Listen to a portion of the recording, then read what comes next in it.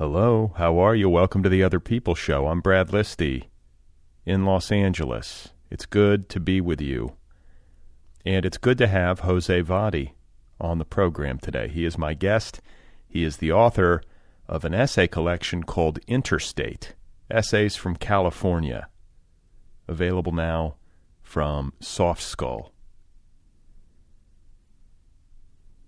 This is a collection that was of particular interest to me because I live in California, but I think it says a lot about the way we live now, no matter where we live. But it's certainly an essay collection that deals with place and the way that place shapes identity and memory. A lot of fun talking with José. That conversation is coming up in just a second. Today's episode is made possible by Grey Wolf Press, publisher of The Swank Hotel, the critically acclaimed new novel by Lucy Corin. The Swank Hotel is an acrobatic, unforgettable, surreal, and unexpectedly comic novel that interrogates the illusory dream of stability that pervaded early 21st century America. Book List says, quote, Lucy Corin's novel unveils the madness that permeates society by scrutinizing trauma, cultural expectations, and the political and economic climate of the 21st century. That's The Swank Hotel, the new novel by Lucy Corin, available now from Grey Wolf Press.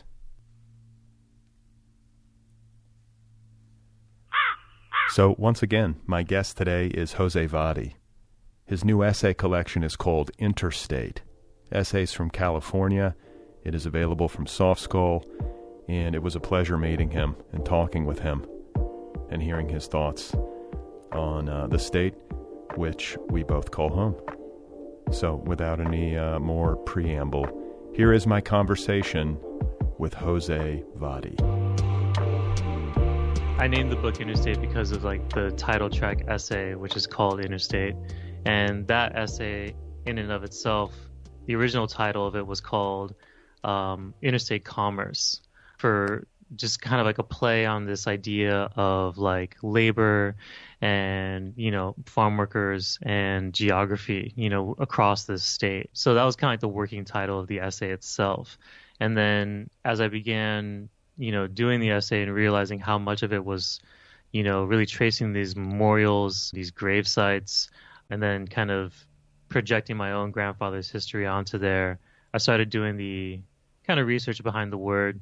I come from a poetry community and background, so etymology and stuff like that is always fun to play with and always a tool at hand, something that as a writer I'm always aware of. Even the working title, right, Interstate Commerce, is kind of an example of that wordplay.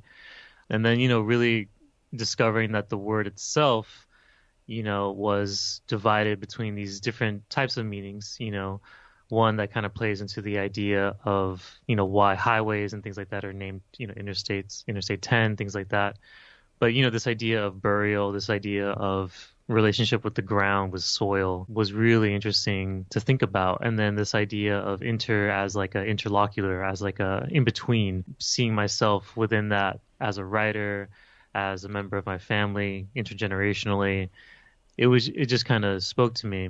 And so I named the essay that, and thus the book that. Well, and it's also, and correct me if I'm wrong, but I feel like there's something elegiac about that essay. You're mourning your abuelo, and also you're delving into your personal history, but in particular, I think your personal history as it relates to his personal history, and kind of going back through some of the movements that he made geographically within the state of California and otherwise.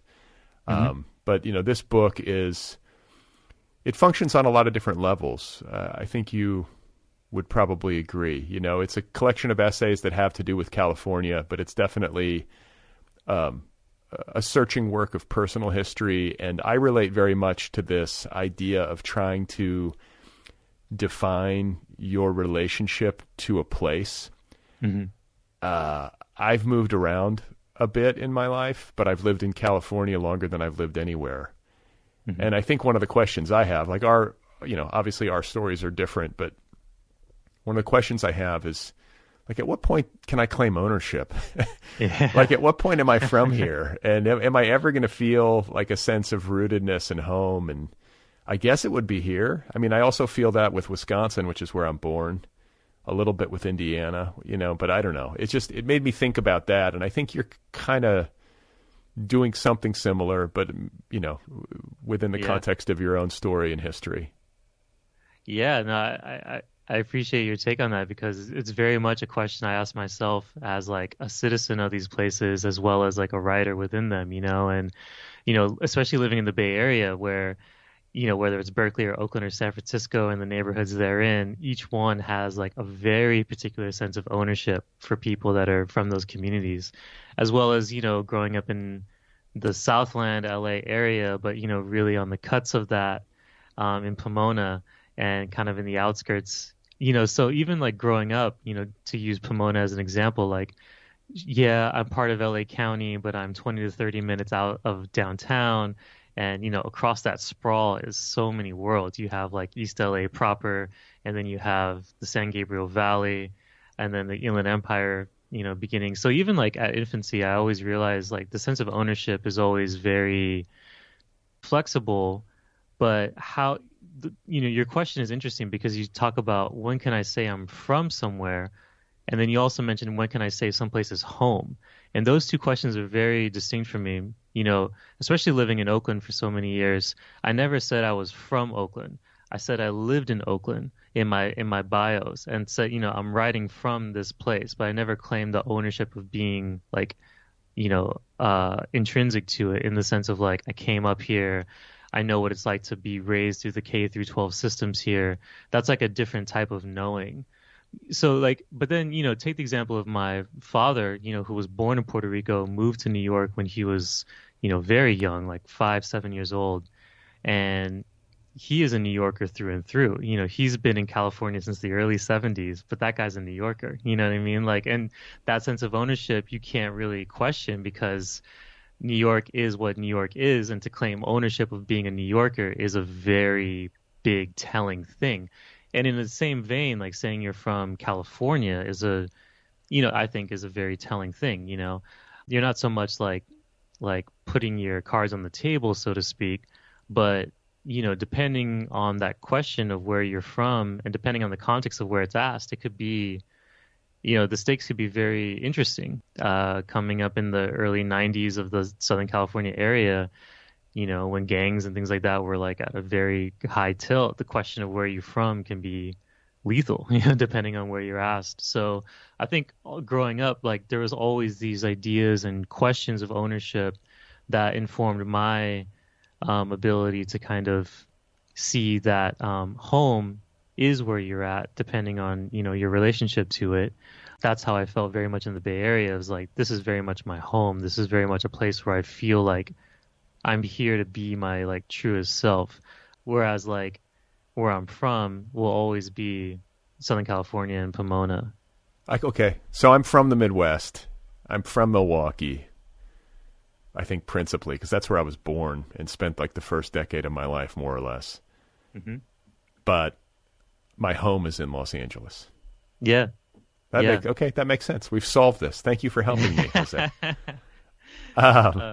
Yeah, it's funny too. You talk about how a place, you say that you're from a certain place and it can have, an impact on the way that you're perceived. I can sometimes fall into this thing where I'm like, listen, too much is made of Los Angeles in particular as this sort of like exotic mess. I have friends and relatives who are off like, how do you live there? Those kinds of questions, like, how do you live there? It's so crazy. And I can my comeback is always like, it's just like every place else, but with better weather and worse traffic, just to sort of shut that conversation up, And yet I say that, and just this morning, if I'm being honest, I like was outside of a Starbucks and ran into some friends of mine, and my friend was like, I was just like, what have you been up to? And she's like, oh, I smoked psychedelic toad venom at a mansion in Malibu at this retreat.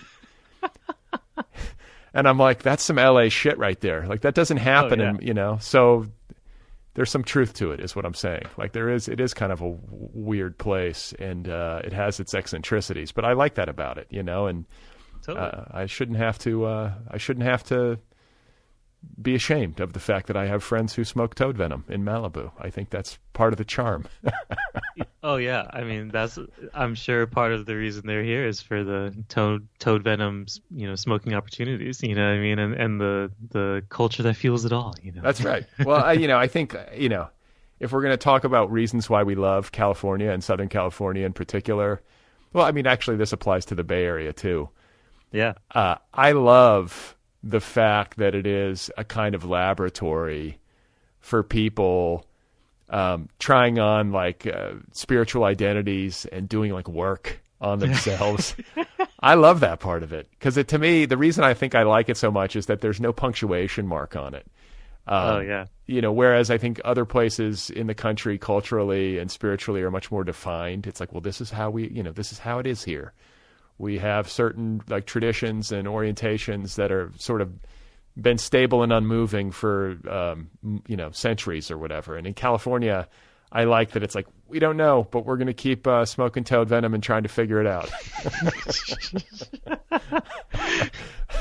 I mean, it's wild, I mean, the experimental drug culture, is so well documented, and there's still more to talk about. And it's funny too. I mean, you see it in the wake of legalized marijuana and like the Emerald Triangle and places in Northern California that are just like, no, we're just not gonna comply, and we're just gonna keep doing what we're doing, and living. Now it's the black market, but this is the market we've always known. You know what I mean? So there's such a rebellious streak, and drug culture is so wild. Self-help culture, new wave culture, all that. I love like in Mad Men when Don Draper ends up at the Absalon Center. Absalon.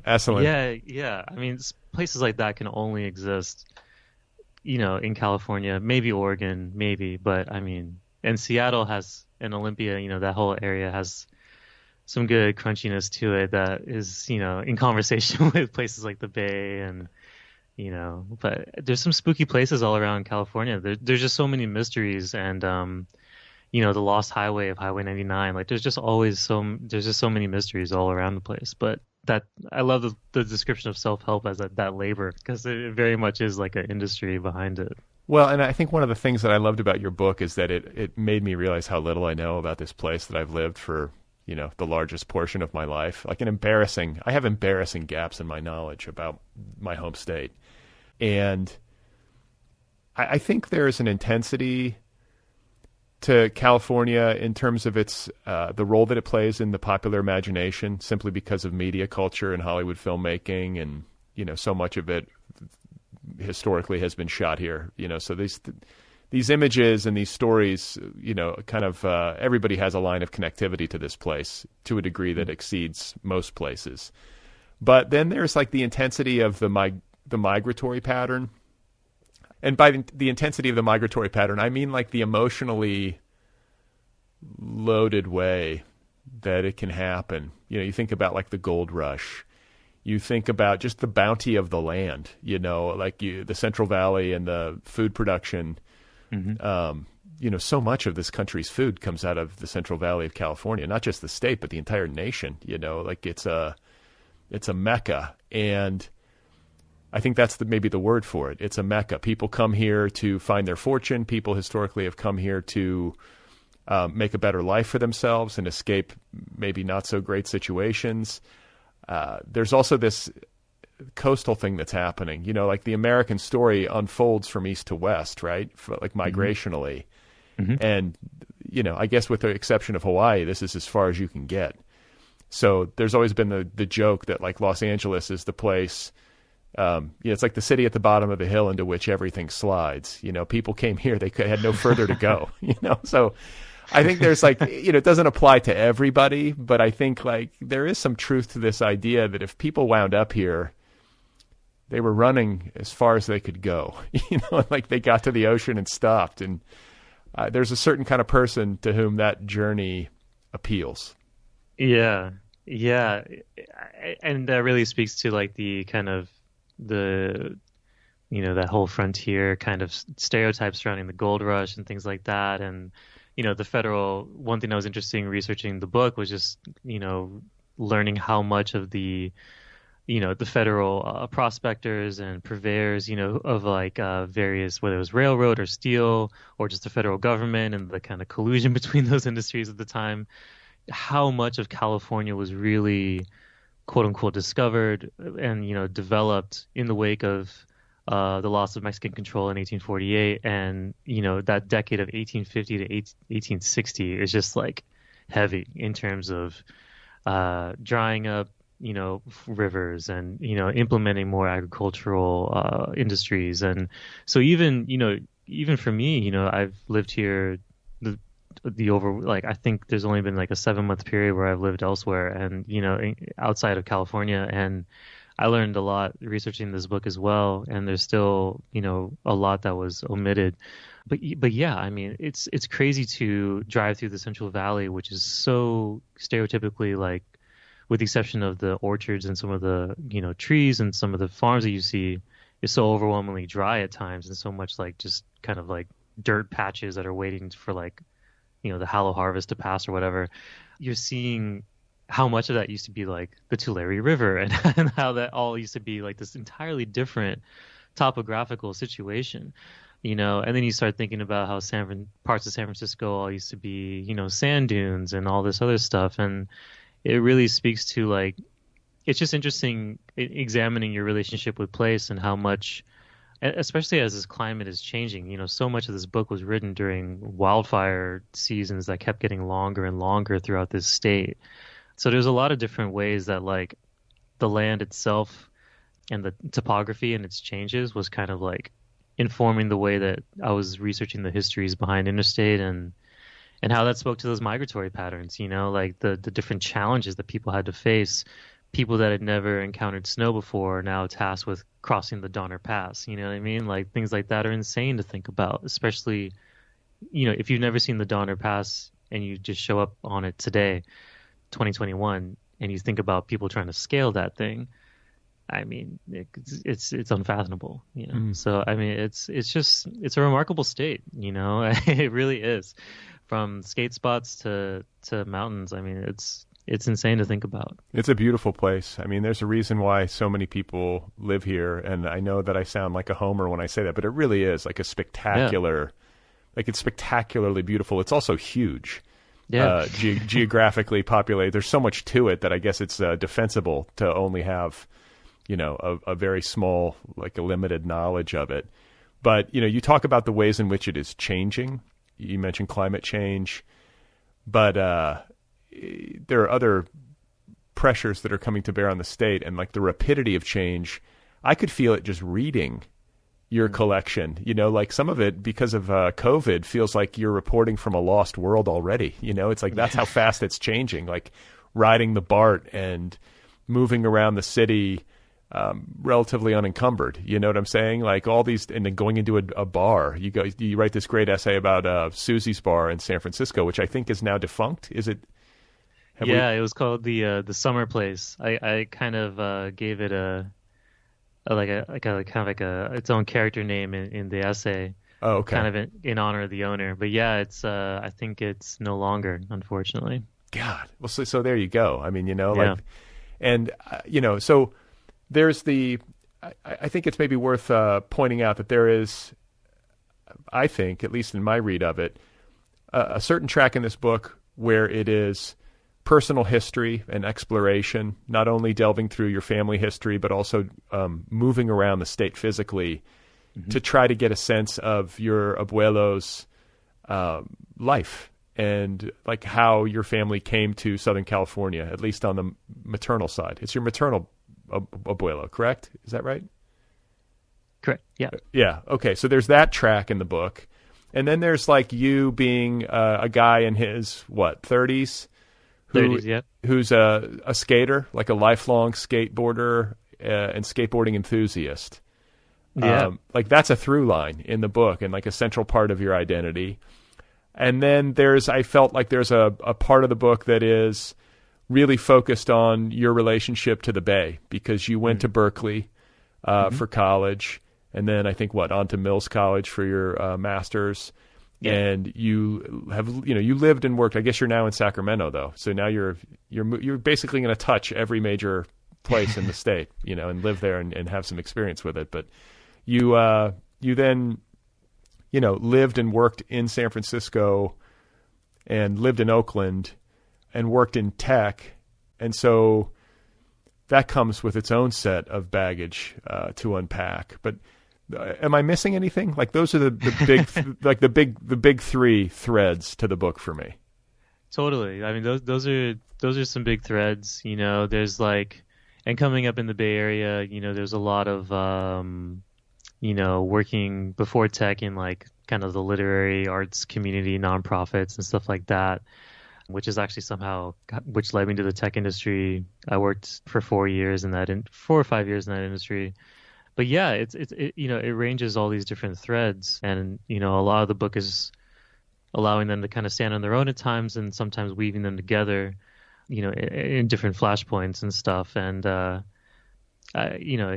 and I just moved to Sacramento like 2 months ago, so this is a whole new situation for me up here now. So, but yeah, like part of writing the book was almost realizing that this is going to be like a historical snapshot, and a lot of these things that I'm writing about will almost like outlive themselves, or like maybe kind of like get say I'm describing the most prolific wildfire at the time of writing, 2 years later, that wildfire is now taken out by the latest round of wildfires. So right those records seem like they're falling every year, and exactly. And so there's almost a realization point of like, I'm almost writing this like a time capsule that has like a self-destruct mechanism, where that it has like almost like a time bomb to it, where it's like this will be the record for only so long. Something is going to take it out, and that foreboding fear is something that kind of ends the book. But yeah, I mean, a lot is in the Bay Area has been so microcosmic of so many of these changes that are happening at a national level, whether it's climate change or population or tech industries or gentrification, you name it. It's I feel like just the sense of history has been very palpable as a result, for me living in the Bay Area the past couple of years, on top of my like ongoing history there. And it was really fun to try and weave all these different, threads or kind of identities into a book where I can, create a narrator or a character that allows you to see, everything from the dive bars that you mentioned to, tech stuff to, not having a job and wandering and trying to figure out parts of your family tree. You know what I mean? It's a lot of these things are things I always wanted to do, that were kind of questions in the back of my head that I always wanted to have the time to answer and research. And, this weird confluence of like unemployment and even before that, just writing and figuring out that grindstone of like writing before and after work and what that looks like, and staying sharp, amidst like going to a bar and getting, having a little fun every week, was a nice, just figuring all that out, kind of figuring out, was really interesting to see, and by way of this book, in a sense.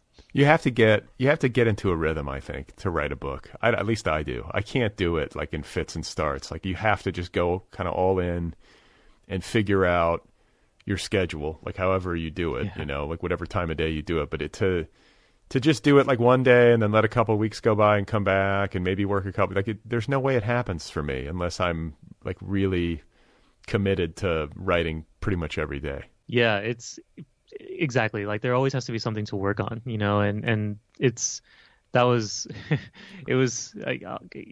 really interesting trying to figure out when that time of day was for me. And, at the same time, as I talk about in some of these essays, like the Bay Area is changing. I need to get to the city earlier to mitigate this new population surge, which impacts when I can write. So all these different things, like the living history in the Bay Area impacts the writing schedule. So all these things are kind of like speaking to each other in real time. And I think the funnest thing was like getting to know the locals at a different time of day, like seeing who takes the train at all these weird off hours that I was trying to explore.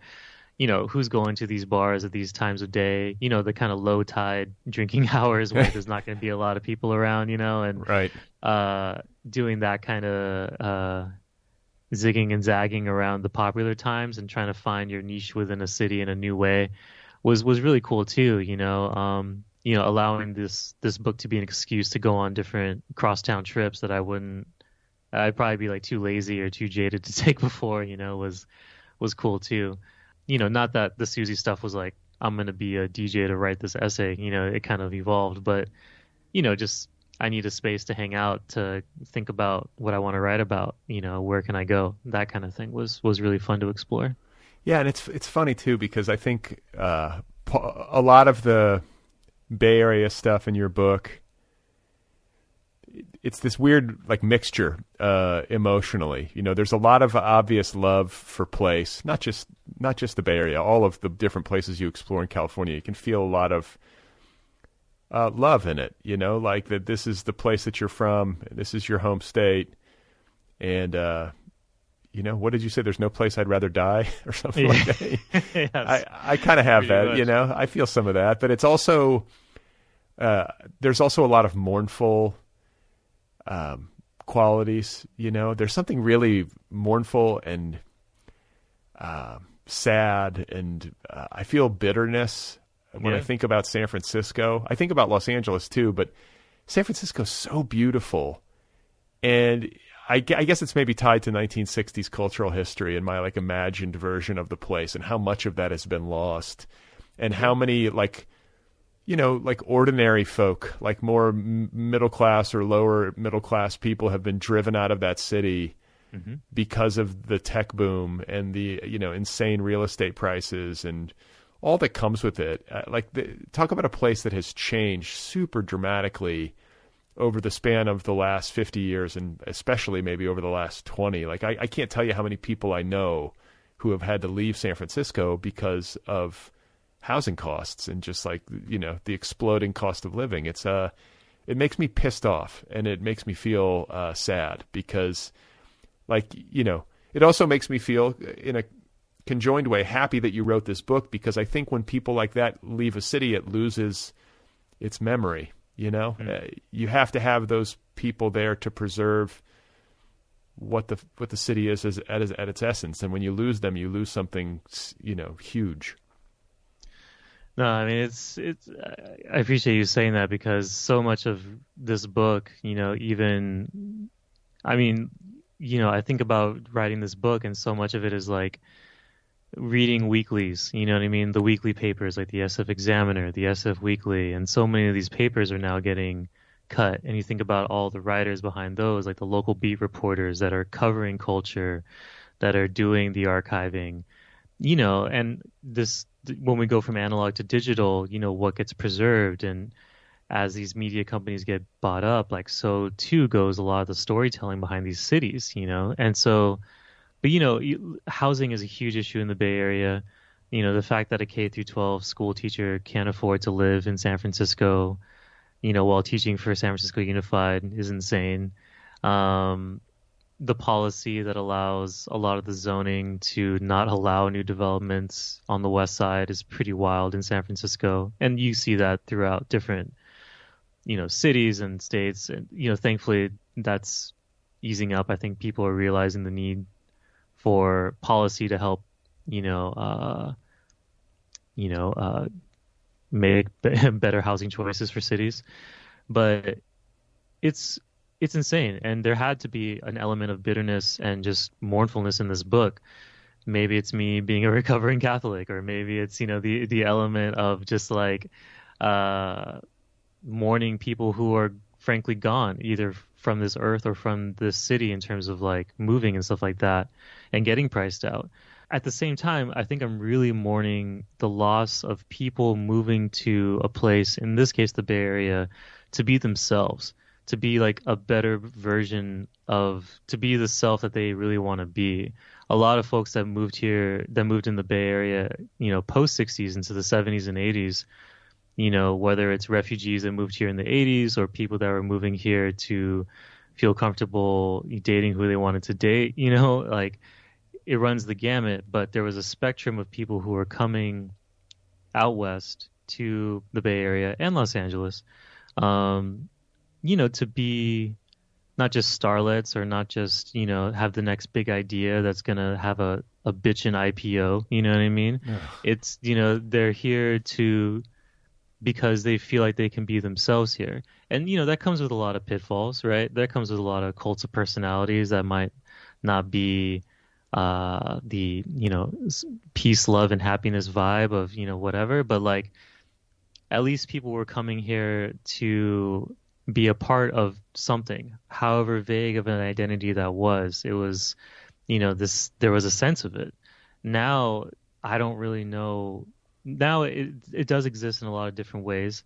I feel like, Oakland in comparison to San Francisco and as well as Berkeley has done the East Bay in general has done a really interesting job of preserving a lot of its cultural practices, as well as San Francisco in different pockets. But, I frequently quote this because it's still true.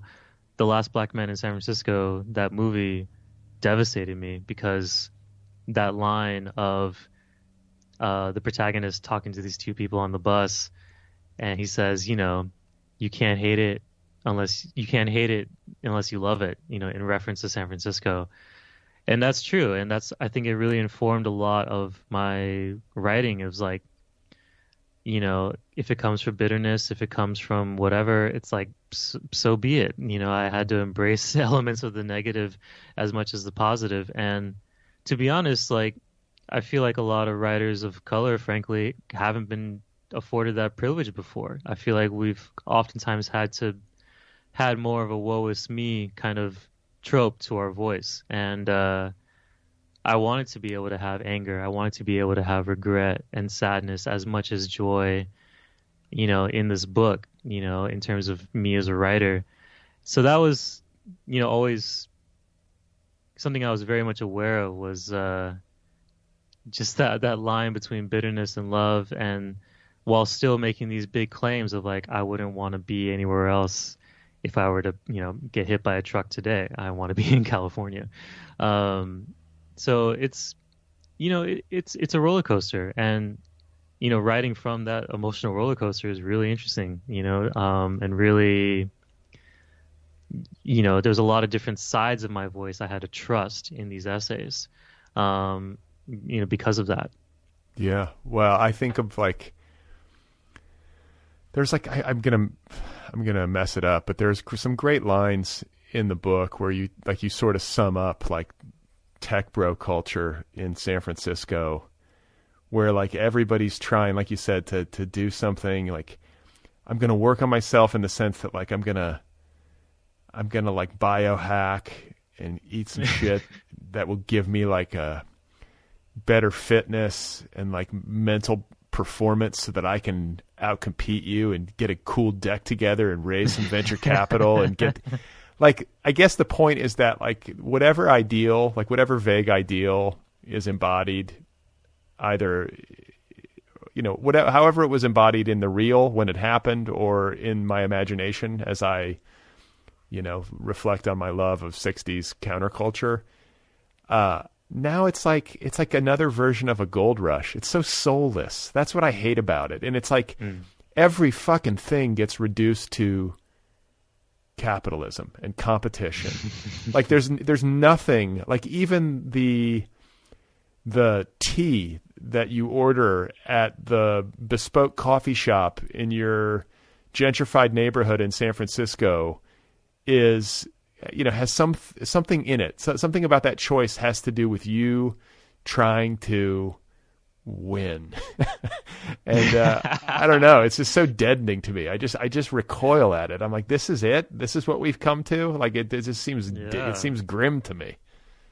It is, and it's unfortunate because that wasn't even the initial ideology even behind tech in the 80s. Like some of these businesses being founded in the South Bay in the 80s, I mean, it wasn't necessarily some of that.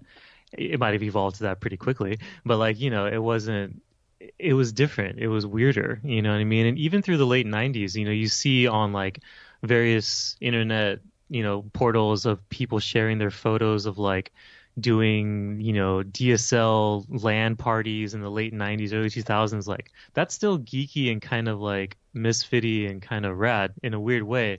But now we're in this super, I feel like it's with the digital and the mobile first and all this shit has enabled us to be, capitalist wherever you want and whenever you want. And you can now apply that worldview into so many different aspects of your life. And now you have the data and the tracking behind it to make it like a replicable model, to your point about DEX, right? And it's nuts too, because what I hate about it in the Bay is that now everything is like forcibly leveling up to kind of being knighted by tech. It's like, oh, you're individual arts, you get your art degree, sick.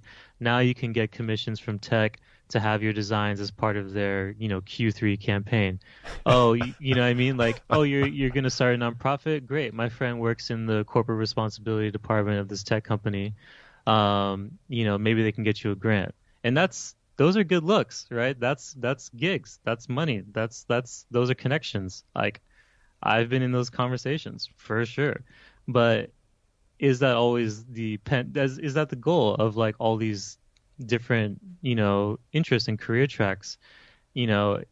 It's tricky, so even whether it's like, I think that's a big thing about nonprofit culture in the Bay Area that's been talked about a lot, is how much tech and venture capital money underwrites it. And then you see that, as well in terms of city policy, which I talk about a lot in the book, of like kind of mayors and different people, making policy that suits these companies. So it's tough, man, because in these companies as well are a lot of great people, but the overarching culture that I was trying to describe in Interstate is really about like a citizen's point of view, like a guy on the street. If you're just looking at this on BART, it just looks ridiculous. Like, right. It just violates so many street smarts things. Like, why do you have your ID badge publicly shown on BART so I know your name and where you work? And like, at all times, it's just like this like complete loss of like, I don't know, not that you have to be paranoid or something like that, but there's this almost like the world is your office mentality that I just hate. And it doesn't have to be tech. It could be banking. This could all be Goldman Sachs. Like, it just happens to be tech because there's so much damn money behind it. Okay.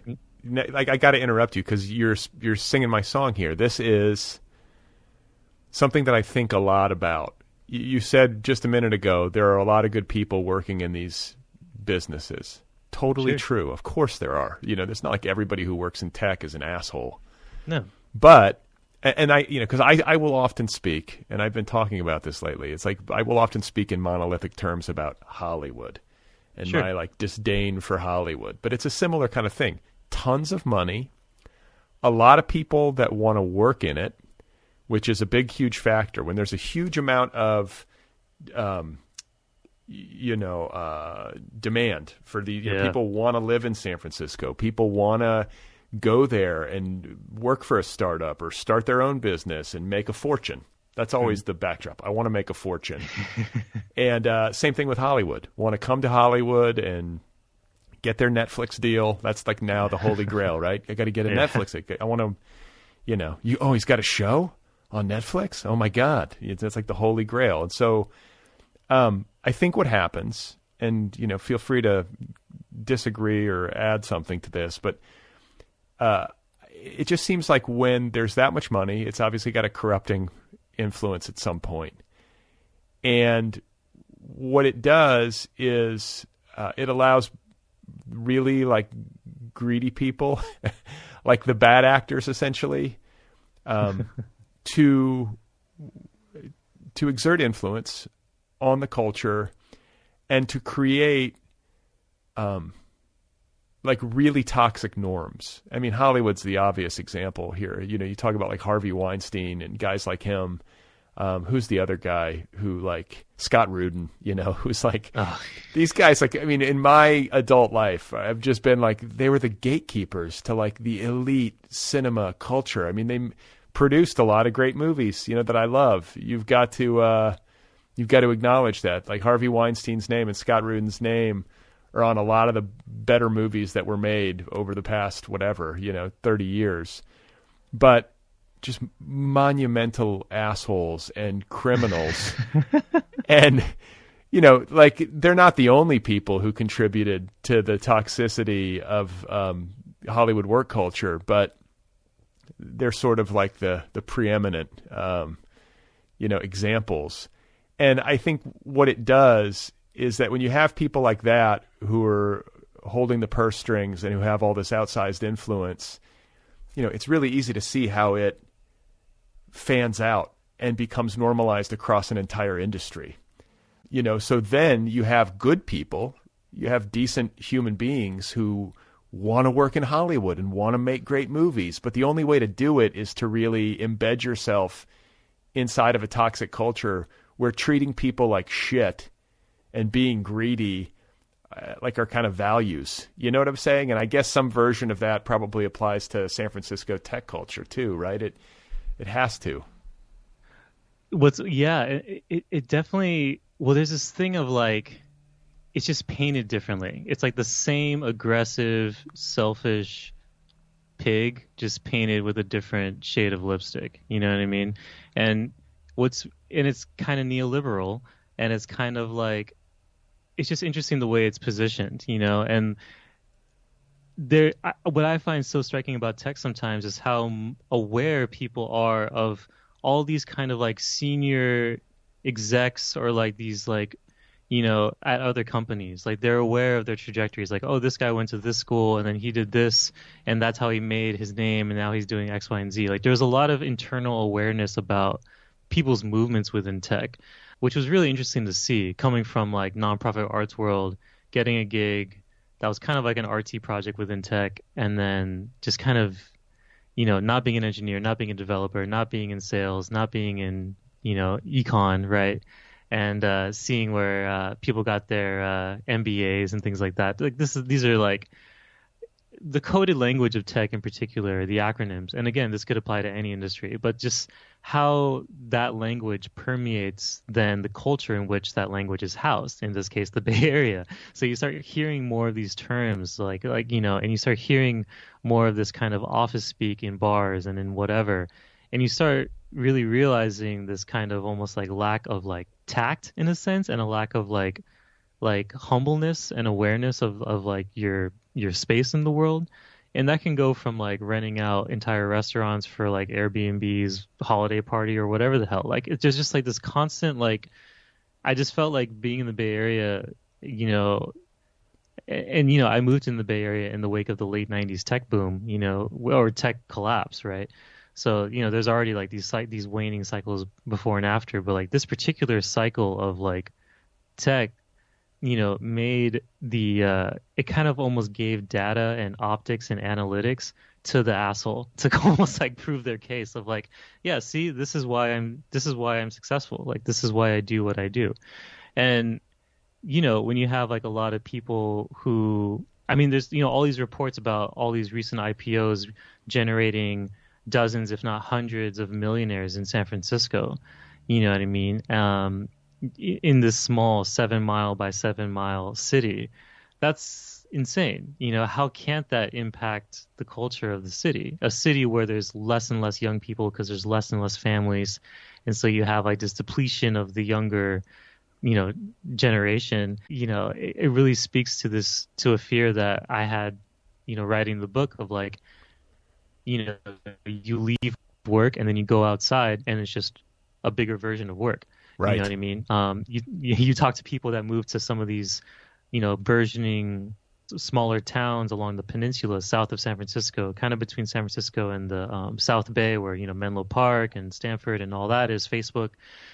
San Bruno, Brisbane, cities like that, and it's all essentially your coworker. If you work within a certain tech company or a bio firm company out there.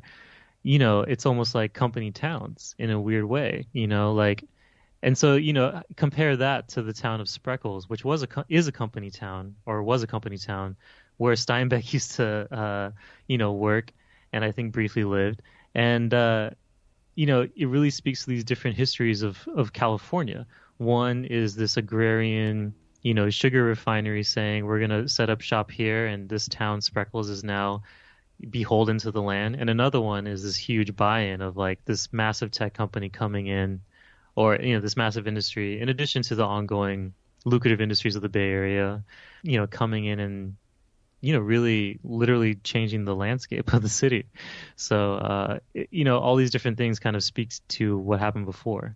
Well, and you talked a little bit about this too, is like the way that workers are treated. You talk about the darker side of tech and venture capital and startups and like that gold rush mentality, and it's how disposable workers can be, how these companies, enrich a small percentage of people on the backs of a lot of people who are like contractors who have no benefits. Yeah. And, they figured that out. They figured that out as well. I guess that's not maybe a new story, but it definitely feels like maybe more obscene because of the amount of money flowing. It shouldn't have to be that way. But I've been, as a contractor, on that end of things multiple times where these companies do everything they can to keep from paying benefits and to keep their costs low and keep equity, in the hands of just a few. That's always a hard thing to peel away, even though you might be working like 60 hours a week, to help build the thing. Exactly. And I feel like COVID really helped expose that too, where, a lot of these big companies, these household names, maybe they have 50 to 60% full-time employees with all the bells and whistles you associate with a tech job. But there's a lot of contractors, a lot of ad agencies that are making up that 40 to 50%. And, I know a lot of engineers in, non-American countries always feel like they get the short end of the stick in terms of the opportunity to contribute to some of the larger products that, these companies are known for. So it's really interesting to see, when you say I work in tech, what does that really mean? And the amount of contractors has increased dramatically, and, short-term contracts. So it really speaks to this larger idea of capitalism and globalization and how it operates. It's just truly interesting just to observe how it gets made. Yeah. And how I don't know. It's just that sort of it's twisted and widely accepted. It's just the way it is. And I can't help too but compare, since I'm in LA and you've been up in the Bay. It's funny to think of these really moneyed industries and how they lionize their success stories. I don't know if I can I guess in the Weinstein-Rudin era, which is now gratefully hopefully in the rearview mirror, but these are obviously very bombastic, brash, just alpha dudes who are it's sort of this sanctioned abusive culture, but also weirdly applauded because they got shit done that people liked or whatever. They made these films that people liked. Mm-hmm. But now that's changing a bit. I'm not sure what the new paradigm is exactly. It's hopefully something a little bit saner. But then I think of the tech industry in particular and the way it's sort of there's this weird almost Jedi priestly austere, you know what I'm talking about? It's the guy in the hoodie with the beard, who's fasting and sort of mysterious and kind of an omega.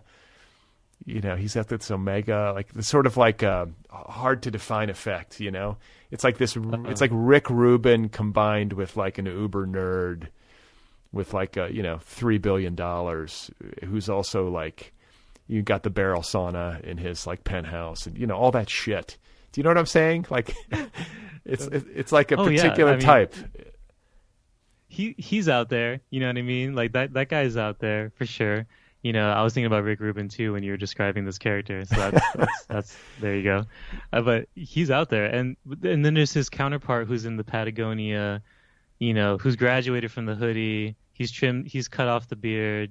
And what I really hated, speaking from experience, was when executives would use their children as examples in internal work meetings or large conferences, on the big stage. I was talking to my kid about blah, blah, blah, blah, blah. And they asked me about like what a photo means, and then I just thought, and then like it dovetails into this whole conversation about products and all this stuff. It's like, don't product market test, or don't do like beta testing on your kids for your next presentation or your next deck. You know what I mean? It just felt like, do you have kids to generate like a response pool, or do you have, or like, is your family your family? And so it's just like this interesting like line between like identity and like this kind of like gold rusher mentality, to kind of bring back that image. Is just, it's really weird, and this idea of industries saving the world as well is also a very weird prophetic thing that is just not going to happen. You know what I mean? Like, so I don't know. It's really weird to think about, and the Jedi mind state of some of these industries it's just amazing how they get money, and we're seeing it in, we're seeing the dark side of that in a lot of different ways with like, I believe the company is the Theranos scandal, like the blood, right. All that stuff, Right. like you're seeing it in a lot of different ways. But if you can, and in the context, not to go too far off the page here, but like a lot of the stuff in this new age spiritual theology that I think fueled a lot of this kind of pitchy, almost preachy, dogmatic stuff, like so much of it I feel like is tied to like crazy evangelical movements and stuff like that you saw come out of like the 70s and 80s, you know what I mean? But what was it called? The Landmark Forum. It came out of something in the Bay Area that like had like, it was like ESP or something. What was it called? Anyway, but yeah, there's a lot of those like self-improvement movements, and I think there is like, I don't know, I wish I had better language for why it seems to be that in tech in particular, business leaders, especially male business leaders, like to cultivate a holy aura and like some sort of like, I know, like I'm a wise man. You know what I'm saying? And I'm on the cutting edge, and it's never ending. Like the constant tweaking and shifting and moving and experimenting. I on some level, I can appreciate it. Like, yeah, it's good to always be thinking and trying new things and to have sort of an adventurous spirit. But I can't help but feel how it's undergirded by this like maniacal competition. And yeah, it doesn't feel authentic to me, I guess, is what I'm saying. And it just exhausts me at a certain point. And I think an interesting question to pose to you, and I guess to myself in a certain sense, is that, it's impossible for anybody on the planet to divorce themselves from what is happening in the tech industry in San Francisco, because of these products and these services. They touch everybody at this point. And likewise, Hollywood culture in Los Angeles, entertainment culture, obviously, that's obviously pervasive around the world as well. And so everybody's got a line in. Everybody has a claim to make when it comes to critiquing these things and how they impact us. But it's interesting to be, like you say, like a citizen on the ground, on your skateboard in the East Bay or in San Francisco, just like watching this at close range. I feel very similarly because I'm of Los Angeles and I'm at close range to the entertainment business, but I'm not in it in any kind of explicit way, at least not right now. And I don't know. It's like sort of like what you're close to where the sausage gets made, I guess is what I'm saying. So it almost makes it worse in some sense, as opposed to just having to sort of live like out in North Dakota or something and, dealing with it in a more peripheral way. Yeah, it's funny because like that dude complaining in North Dakota about tech, like he's yelling and railing against this thing, as much as he's railing against like the rich or something like that. But then, when you actually like see these people at bars or when you're in the industry itself, and not to like villainize an entire like industry, but it's like, it's just different. It's much like going to, if you're a California laid back Southern Californian for the first time and you show up to New York and someone, tells you to get the fuck out of the way or something like that. You know what I mean? It's just like, you shouldn't be surprised, one, and two, like that's just what it is. You know what I mean? It's a different engagement. And I feel like what's really weird about this type of, seeing the sausage gets made is like, if I am bearing witness to these different, aspects of society, whether it's the arts community or tech or whatever, and if I'm looking around and I'm like, I don't see a lot of other people that look like me in this industry. You know what I mean? I don't necessarily know. I was in a unique position to kind of like analyze the scene because of my prior history to tech, as well as like just my relationships with the California. And it really enabled me to see how much of different elements of this industry are like a lot of people that aren't from California. And it made me question like are Californians like going to New York for like tech New York jobs, and are New Yorkers moving out here for like West Coast tech jobs? And like, what's the interplay between these cities in the wake of these industries kind of really impacting either side of the coast and their kind of metropolitan like cores of the country, so to speak? It's just weird. It's weird watching the sausage gets made as you're watching your city or the cities that you call home just change so dramatically, and a lot of the things that and those things, when they change or disappear, they don't necessarily get documented or eulogized the way that you might hope that they do. And so that's another thing that is really deceptive, I think, sometimes about any industry coming into a town and promising, the future, so to speak, is like what gets omitted, and how much of the before are we going to remember and archive, and how much of that will shape our future. It's kind of not enough for me to, I don't know. Well, one interesting thing to think about, and I'm not a member of the LGBTQ community, but it is interesting to see how people in that community are responding to tech sponsoring, different elements of pride in San Francisco. There was a lot of backlash to it, and a lot of people saying like, this is our thing. You can't come in and just add your pride version of your tech logo to a float and call it diversity. You know what I mean? Like, how are you really doing the work to support this community? And I bring that, I think it's a really interesting example, especially in the wake of in the Bay Area, of like, corporations' roles within their community, and when they try to breach that line and be kind of culturally aligned, can they really do that? And I think in a lot of cases it's not necessarily, or not so fast at least. There has to be different types of investment over time that really reflect, how a community and a corporation, work together. So that's not just like an industry town, and that was my fear with San Francisco was, this is just going to become like just an industry town, Kind of is. Yeah. And it's interesting, I should say that, me being in Los Angeles, you being formerly of the Bay for a long time, and then talking about this kind of mournful feeling, I think there's been a lot of that in Los Angeles and in Hollywood in particular, like the entertainment business.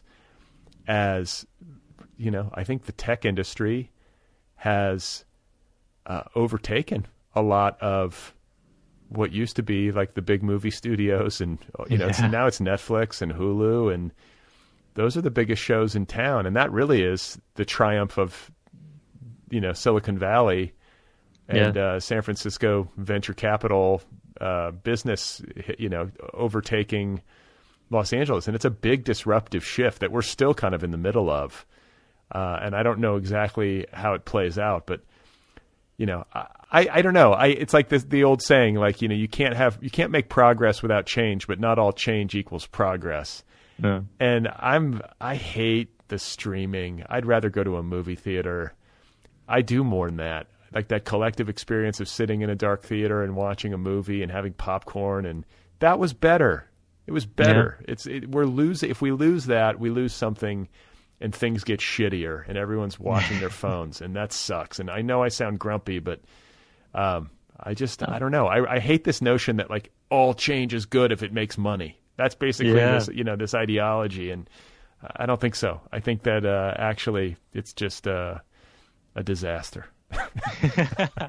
Well, best case scenario, maybe streaming allows folks to check out some new films they wouldn't have otherwise seen, and I know that, for folks with like physical disabilities, like, Zoom and events like that have been kind of godsends, but Right. which is amazing.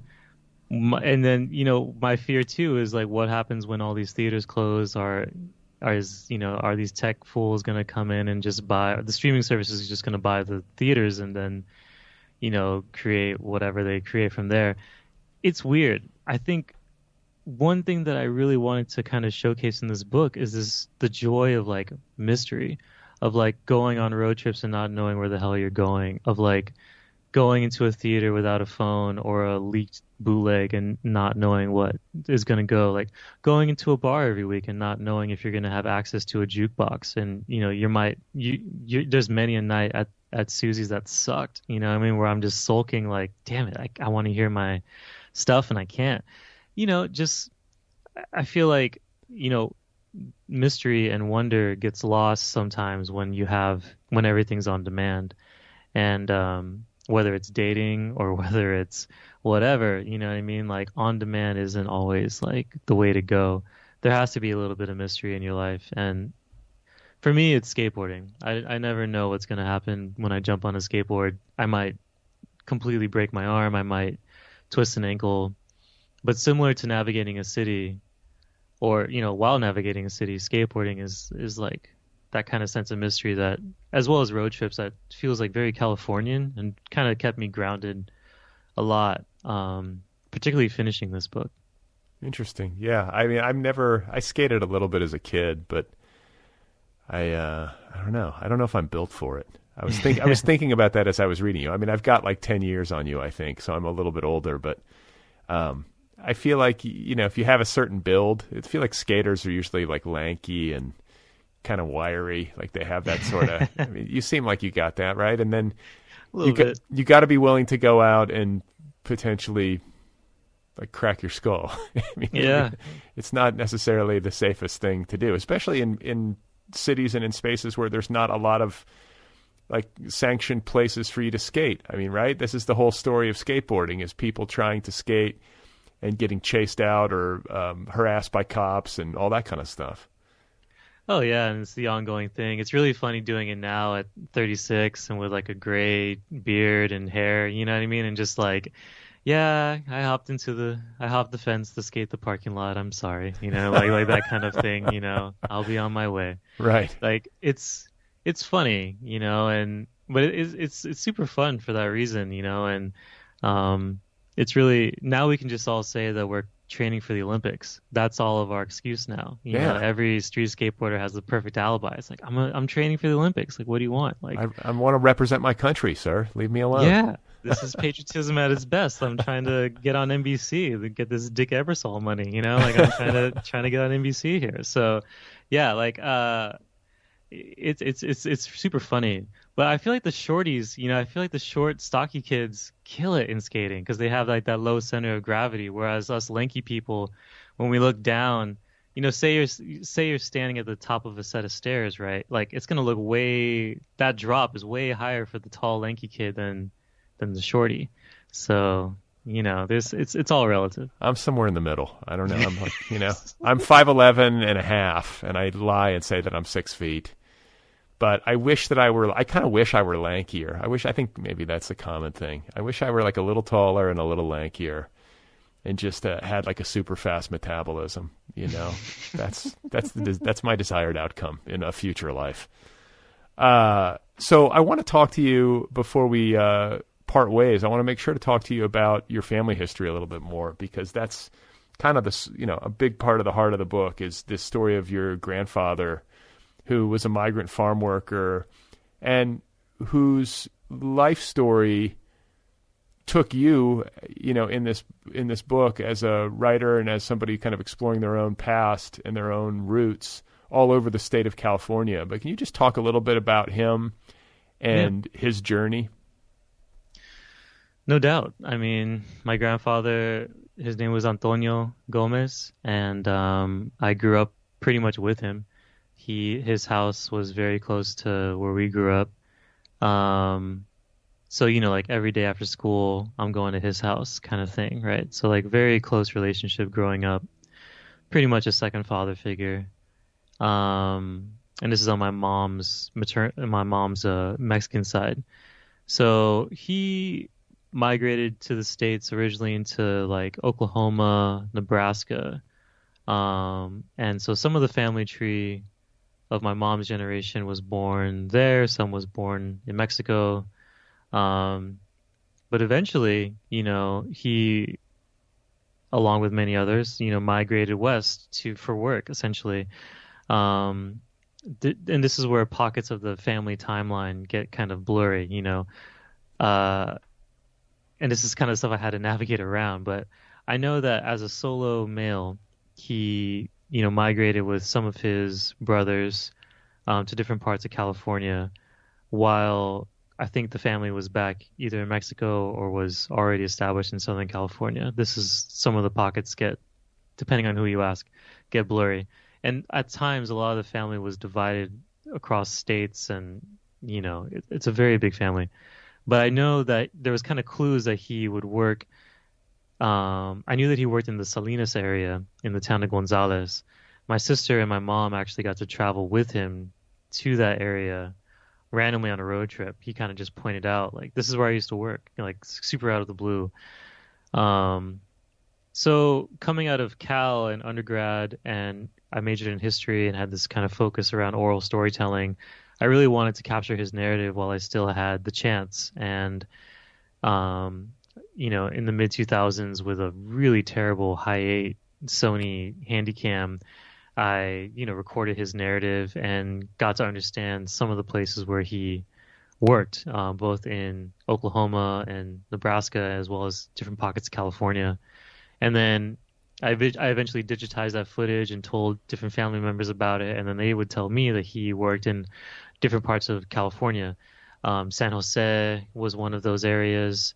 And then I knew that he traveled through Barstow, which is in the high desert of California on the other side of the Los Angeles forest, or no, I'm getting this all mixed up, on the other side of the Sierra foothills. So it's like, okay, if he's coming from Oklahoma, Nebraska, and he goes through Barstow, then he's probably going to cut across through the Tehachapi's and end up in Bakersfield. So like allowing myself to kind of project the narrative that he probably, went through, enabled me to kind of plot different points that are still around that, to investigate or to visit. The Sunset Labor Camp near Bakersfield was one of those things in the city of Arvin.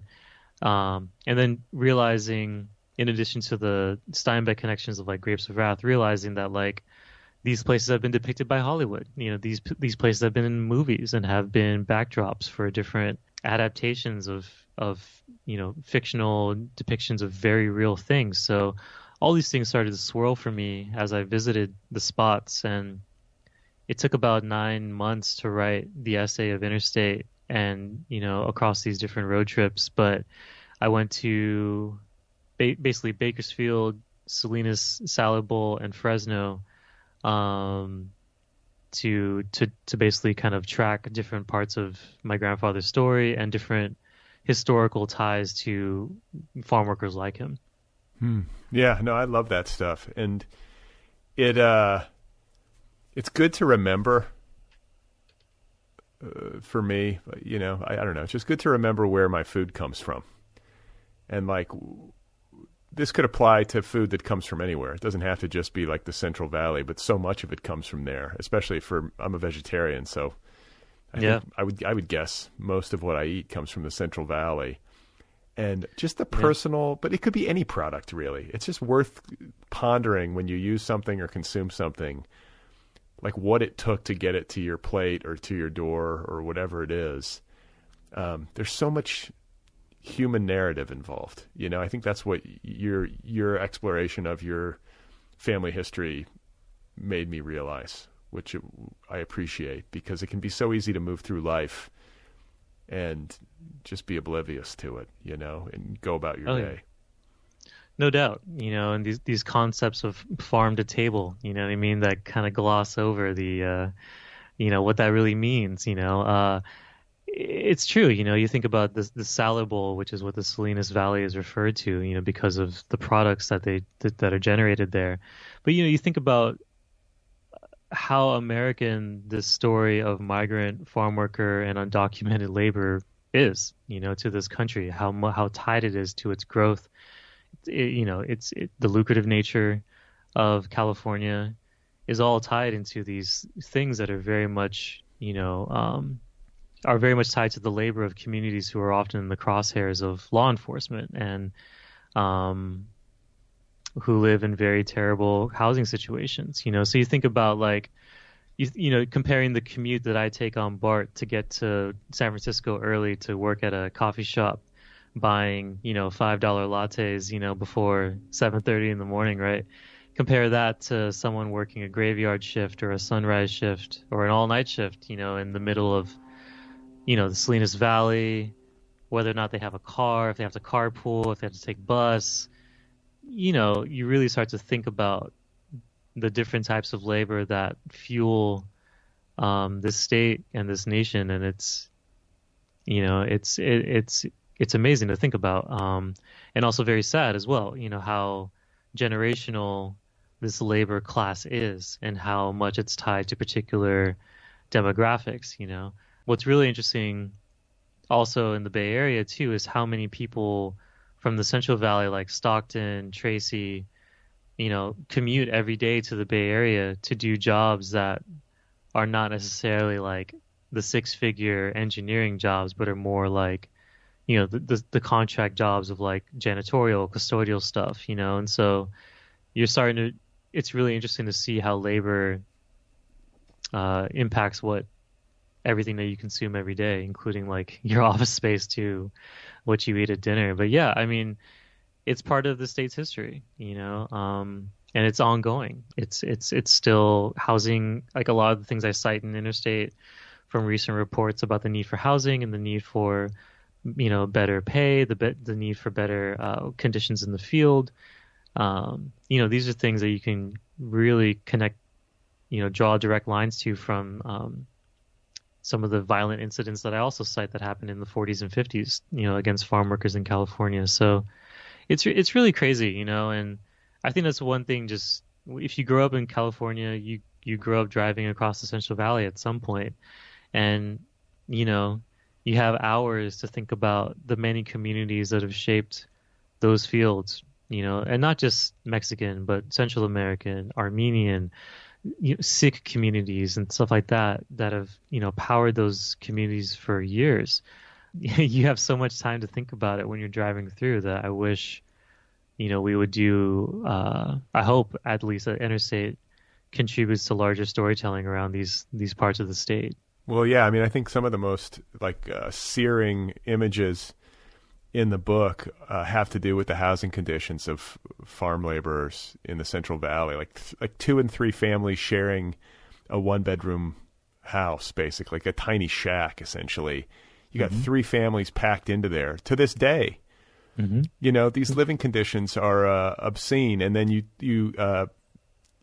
factor in COVID on top of it, and you wonder why there are higher incidences of infection and severe illness and death, and it's all of a piece. But this kind of situation and this kind of history is often hidden, or I guess it's just easy to miss in the day-to-day when you're down in Los Angeles or out in the Bay Area, working your job or caught up in whatever you're caught up in. It's very easy to just miss the fact that backbreaking labor, most often underpaid, often by undocumented workers, who are living under threat of, harassment, deportation, imprisonment, everything else, who are living in horrific conditions, oftentimes. That is why you are enjoying your kale smoothie at, whatever trendy bougie coffee shop in Noe Valley, that you're working in today as you're like getting your IPO or, all that shit, there's just, it's nice to see it pointed out in your book, and, it's a good reminder. Yeah, no, thank you, man. I mean, I really appreciate that. And And you see it, there's a lot of it, you can see it every day, you know what I mean? Like, uh, one thing I really got bummed out about in working at tech sometimes is how this expectation that people are going to clean up after you. Like, there's a lot of like these communal kitchens on every floor, you know, of like cubicles. You like maybe you have two kind of communal kitchens where that get restocked by the custodial staff, which is predominantly Latino or Black, and you know, and those are probably the most amount of like Latinos I'm going to see throughout the day in that office is going to be members of the custodial staff. And then, yeah, people just kind of leave their shit everywhere, just kind of, expecting that it's just going to get picked up. There's no like even throwing away of dishes. It's just like crap everywhere, you know? And you're like, I don't want to put everything on tech, but it's like this expectation that basically you can see examples of this labor hierarchy and this kind of functioning almost caste system every day, and the question is whether or not you look and have a sense of awareness. I think that's a big thing of what I wanted to have the book show was like, a sense of awareness and a sense of place and self. And, I'm not perfect by any means, and I'm not the example from which others should follow. But, those questions of like, do you know where you're at, and like, who's here, can you read the room? Can you, do you have a sense of self and the humility that ideally comes with that? So I mean, it's tough, man, because I so much want.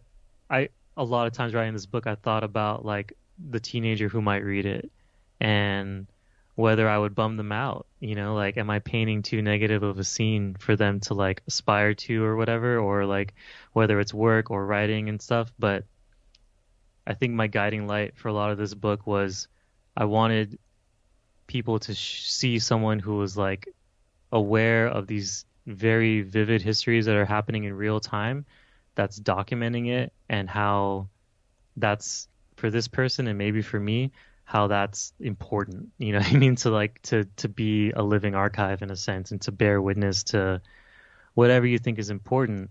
That was a big goal of mine writing this book.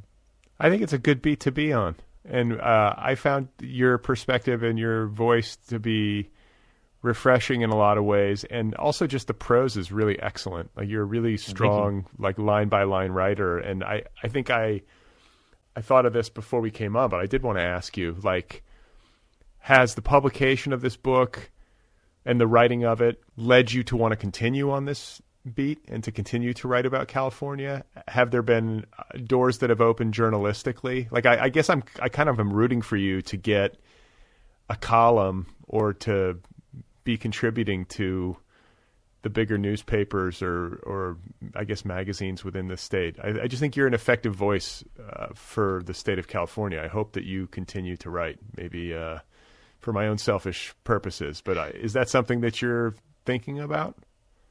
I mean, thank you so much for saying that, first and foremost. And yeah, I mean, I think California will always be something I'm dedicated to writing about. It's definitely like, it's kind of like, how can't I write about it? Or like, how can I? It's just like a part of my whole being.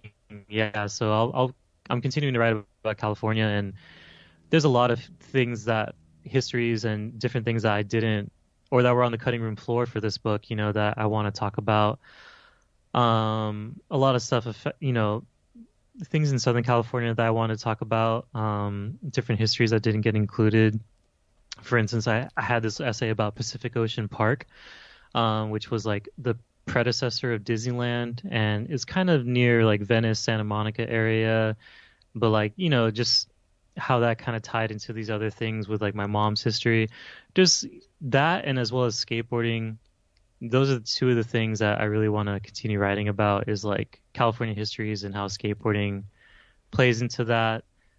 In the wake of the book, a lot of people have responded to this through line of skateboarding, which was really surprising to me.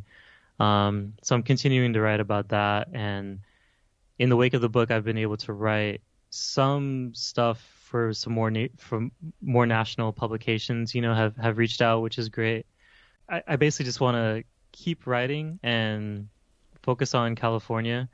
And I feel like one thing that's really a bummer is how few like true to the West Coast publications there are anymore. Like I feel like so many, I'll be writing for East Coast based publications, which is fine, good, but California Sunday Magazine is no longer as of last year. Like publications like that, I'm interested of seeing what, in addition to the major national papers of which are based in New York and Washington mainly, I'm curious like what other West Coast based publications are gonna kind of come to the fold in the next couple of years. With California Sunday being gone, I know speaking to a lot of writers and even photographers too. I mean, it's a big deal, So, but I would love to continue to write about California and its history and at a larger scale, no doubt. I think this is an opportune moment to advocate that billionaires and all these tech millionaires who have too much money, or what do they call it? They call themselves like post-financial or like post-money. I think there's like a new term for it. People who no longer need to think about money or whatever. But Mackenzie Bezos, Jeff Bezos' ex-wife, who's doing, kudos to her. She's giving away all this money, but I want to see Warren Buffett or Bill Gates or whoever it is, whoever one of these mega rich moguls make a massive investment in journalism. And I know it's going to be a loss leader. Like, I don't think they're going to get their money back or, they're not going to make some huge windfall profit off of it. But who else does this? Lorraine Jobs? What's her name? Steve Jobs' widow. She... Yeah, Emerson Collective and Foundation, I believe, yeah. But didn't she own California Sunday? Yeah. And she shut it. And it's like, well, you got the money to keep it open. What are you doing? Why are you shuttering these, like, vital local journalism enterprises? And it's not just because I like great writing and I like great journalism, but like you say, the collective memory gets erased when it's all digital and also when it's all national. Like if you're not telling local stories, not just in California, but in Iowa or, Mississippi, wherever it is, if local journalism is not a thing, then the population becomes a lot more monolithic, easier to manipulate. Mm-hmm. I think we're seeing that, when you don't have issues of vital interest written about through a local lens. And if you don't have local stories covered, it's bad for society. And I understand the financial realities of it, which is like, okay, well then like whoever's got these massive concentrations of wealth, they need to underwrite it. Somebody needs to underwrite local journalism in a major way so that we can continue to have, an informed public and, a diversity of viewpoints represented and all the rest. High ROI. That's what we got here. Nothing but high ROI. And so why are you in Sacramento now? Like, this is like your Joan Didion phase? Is this what's happening? And I should say for people listening, Jose is wearing oversized sunglasses. He has been chain smoking throughout the entire conversation. And I think that's like a vodka tonic or something that you're drinking. Like this is an entire vibe that you have. My fourth Americano. Yeah. And these are Gucci sunglasses. Thank you.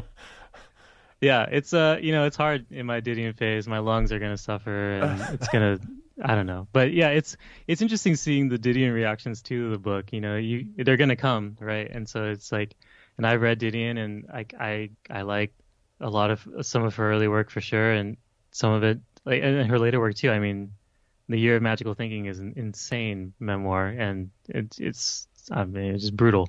But I'm in Sacramento now because the ability to afford to buy a house basically is the reason I'm here, as well as like my sister lives here. I have family that lives here.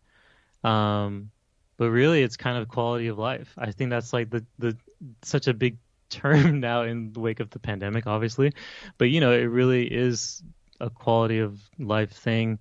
I just hit my cap as a renter in the Bay Area. I was living like a very much like a Division I Bay Area renter life. Like I had like my wife and I shared a lovely apartment in a great part of Oakland, and it's just we were just hitting that glass ceiling over and over again of just like, yeah, we're not going to be able to buy a house that doesn't have like liquefaction issues and a sump pump that, runs directly into the kitchen and like three good walls of four, that one is covered in asbestos and it's all like seven figures, you know what I mean? Starting. So right. Yeah, it's nuts. And these are like first world problems, but at the same time, it's like, just the ability to get into the next phase of life, I guess. But at the same time, like, I've been in the Bay Area for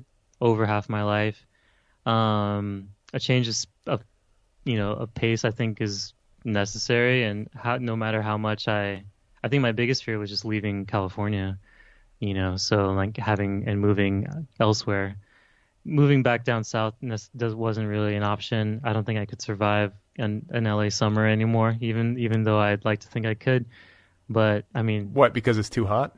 Yeah, and look at me, I'm moving right into Sacramento, right into. I was going to say you're gonna be cooking in Sacramento for sure. Oh yeah, straight up. So it's very much like, and I grew up inland in Southern California, so it's almost like a return to climate form, so to speak. You know what I mean? Like Sacramento feels very similar to elements of the San Gabriel Valley and Inland Empire where I grew up, and so it's not, so I don't know. It's interesting. It's definitely totally new thing. I'm like an hour and change outside of the Bay Area now, and I went from being almost like a self-appointed local to a total fish out of water here. So, only good things hopefully will come out of it. Well, it'll give you something to write about. And can you please tell me if the high-speed rail is ever going to happen?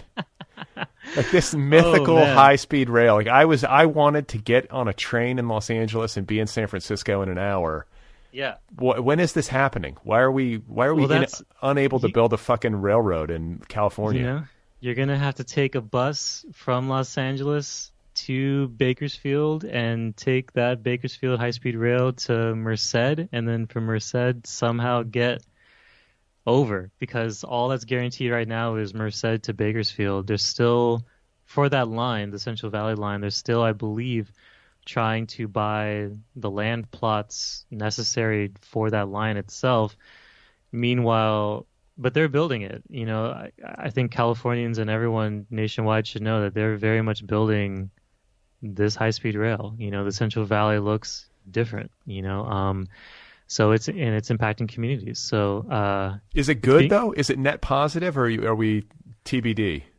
I think it's TBD because voters like yourself probably voted on Los Angeles to San Francisco, and what we're getting is Merced to Bakersfield, and it could be phase one of a longer plan to get to Los Angeles to San Francisco, but how the amount of money, the planning behind it, the land acquisition, the development necessary to make that happen, and then all these other offshoots, like they're trying to make a rail go through the Gilroy Pass kind of area to kind of splinter off and hit the South Bay, and then Vegas wants a high-speed rail between there and Rancho Cucamonga that I believe Elon Musk's crazy ass is somehow involved in. You know what I mean? It's just like it runs the gamut. But this original question of San Francisco to Los Angeles, I don't think I'm going to see it in my lifetime. Hopefully I'll see Merced to Bakersfield in my lifetime, but I don't know.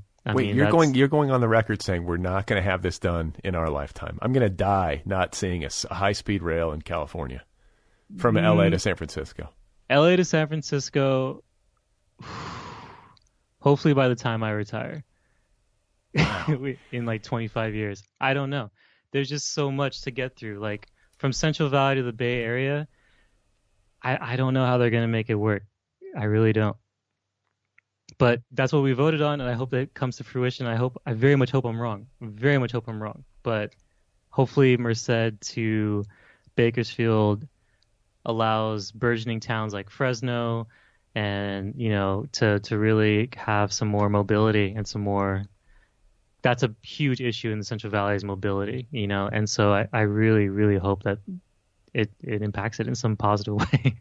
Right. Yeah. I mean, it goes without saying. Like, the idea is to make public transportation like more popular, so we can get cars off the roads and help the environment, and allow and hopefully create like economic, opportunities and I don't know. That's the kind of the glossy, positive vision of it.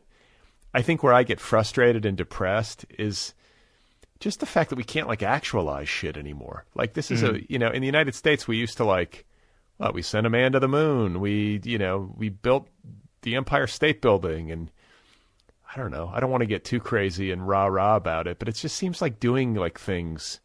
We just can't do things anymore. Other countries, you get on a bullet train and travel like 300 miles an hour from like the country to the city, and it's clean and on time. And like California, it's like, well, maybe over the next 40 years we'll be able to figure out how to build a high-speed rail that doesn't even go that fast. It's not even going as fast as the ones in Japan. I'm like, what are we doing? Like, why can't we, like, we have all this money. What are we doing? Like, make some shit that works, that makes life better. But it just seems like, I don't know. I that's the part of it that gets me bummed out, and then we can also, address and think about what the actual impacts are. Hopefully it's good, but it just seems like it shouldn't be that hard to build a railroad, but I guess I'm wrong. And then you talked about Elon Musk. What about the Hyperloop? Remember, have you heard about this? The tube where you shoot through the vacuum tube at like 600 miles an hour?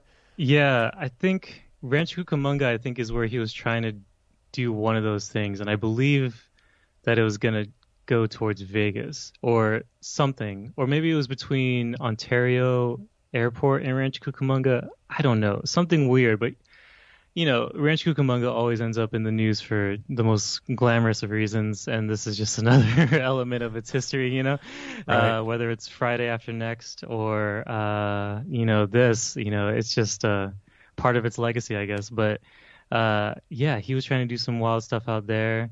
And it's funny because, like, not to talk about this dude more than we need to, but, like, he's part of a continuum of psychos who shows up to California trying to do some wild shit. And like, right, whether it's Walt Disney or whoever, there's like, California also attracts that too. So it's not surprising that all that is happening in, between SpaceX and Carson or wherever it's at, and Hawthorne, excuse me, and Rancho Cucamonga or wherever else he's trying to get his stuff off the ground. I will say this in Elon Musk's defense. I actually read his biography. There's a biography of him out that I recommend it.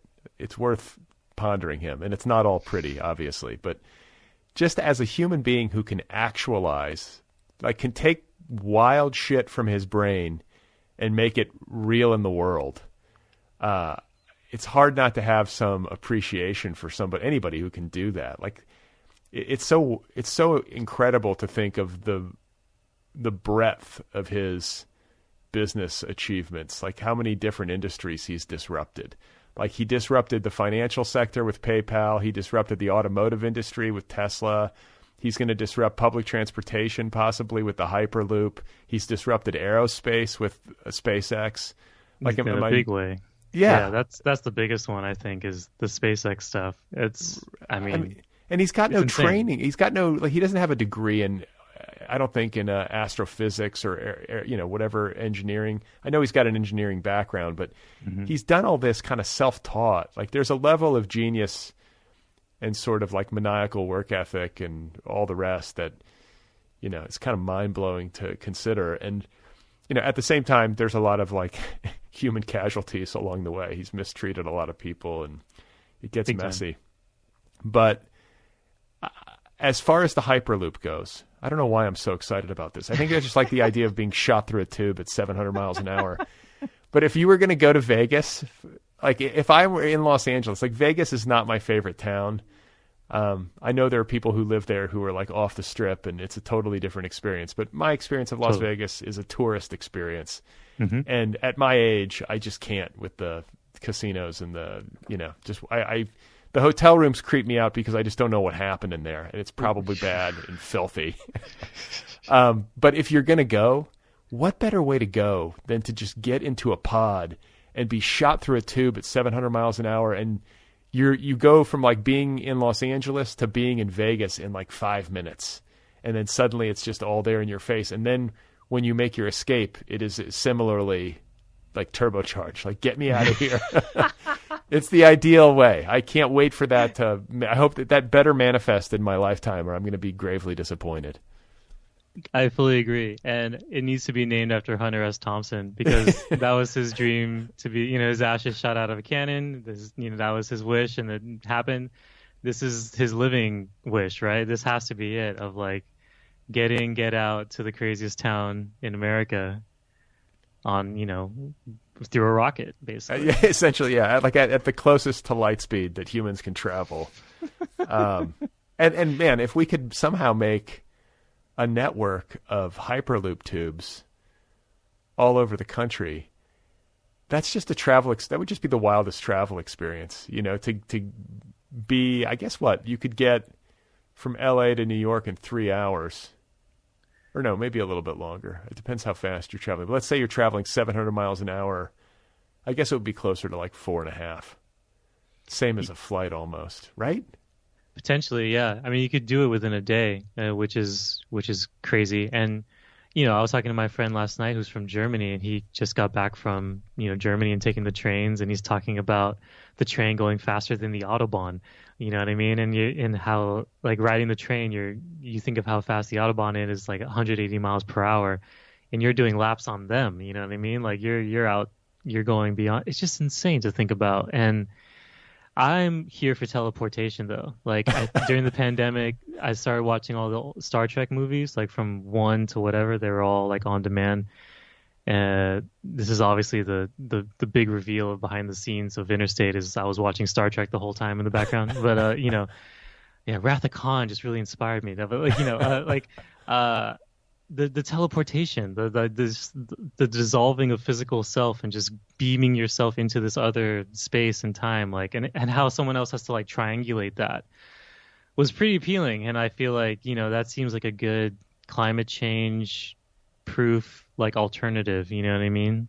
So that's what I'm waiting for. High speed rail, teleportation as exhibited by Star Trek. And, I'm down to see where it takes us as a country. Well, hopefully there's somebody in a puffer vest in San Francisco now with his MacBook Air, hunched over his MacBook Air, putting a deck together so he can raise money and build his teleportation company that will make him his fortune and help all of us leave our uncomfortable realities for greener pastures.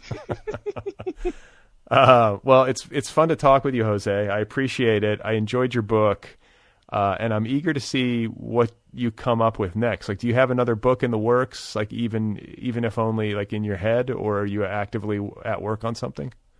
Yeah, totally. I'm working on a book of essays. I'm working on another collection of essays centered around skateboarding. How that will manifest, we'll see. I'm sure there'll be a lot of California history within that, but trying to write about skateboarding that's definitely what I'm working on right now.